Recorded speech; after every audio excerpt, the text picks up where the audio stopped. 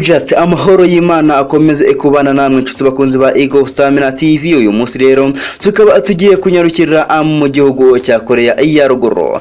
Korea ya Ruguru iravuga ko yagerageje neza igisasu cya rutura cyambukiranya imigabane ICBM ku mabwiriza y'umuyobozi mukuru w'iki gihugu Kim Jong-un mu rwego rwo guteza imbere ubwirinzi no kwitegura amakimbirane y'igihe kirekire na Leta Zunze Ubumwe za Amerika nk'uko byatangajwe kuri uyu wa gatanu. Kim Jong-un mu jaketi yirabura n'amataratara y'izuba yahagarikiye kuri uyu wa kane igeragezwa ry'ikizwe ubwoko bushya bwa ICBM cyitwa Hwasong 17 n'igerageza rya mbere ryuzuye ry'isasu cy'ubwoko bwa ICBM Korea ya Ruguru yakoze kuva muri 2017 ryamaganwe n'ibihugu by'ibituranyi nka Korea y'Epfo, Ubuyapani ndetse na Leta Zunze Ubumwe za Amerika n'umuryango w'abibumbye. Itangazamakuru rya leta muri iki gihugu KSN ryavuze ko igisasu cyaterewe ku kibuga cy'indege mpuzamahanga cya Pyongyang cyakoze ibirometero 190 mu minota 67 mbere yo kugwa mu nyanja y'Ubuyapani.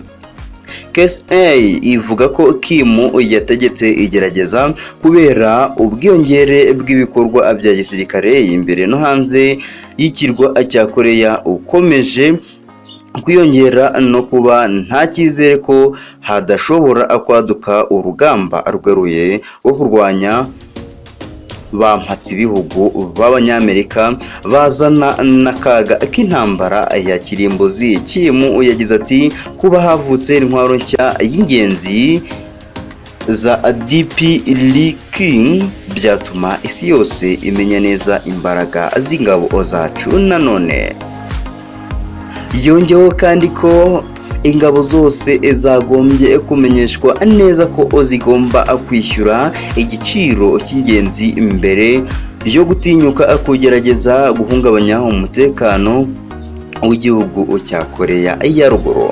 Korea ya Ruguru imaze kugerageza ibisasu bya misile bisaga kuva umwaka watangira. Abasesenguzi bakavuga ko bigamije guhatira Amerika kwemerera Korea ya Ruguru nka kimwe mu bihugu bitunze intwaro za kirimbuzi no gukuraho ibihano mpuzamahanga byari byarahungabanije ubukungu na mbere y'uko Pyongyang ifunga imipaka yayo kubera icyorezo cya coronavirus. Kim Jong-un impuguke mu by'umutekano muri kaminuza ya Hanman muri Korea y'Epfo yabwiye Al Jazeera dukesha inkuru ati Korea y'Epfo imaze kohereza za misile mu rwego rwo gusubiza kandi biteganijwe ko Amerika na Korea y'Epfo bizasubiza ubushotoranyi bwa Korea ya Ruguru binyuze mu myitozo ya gisirikare. Ati kubera iyo mpamvu umubano hagati ya Korea na Amerika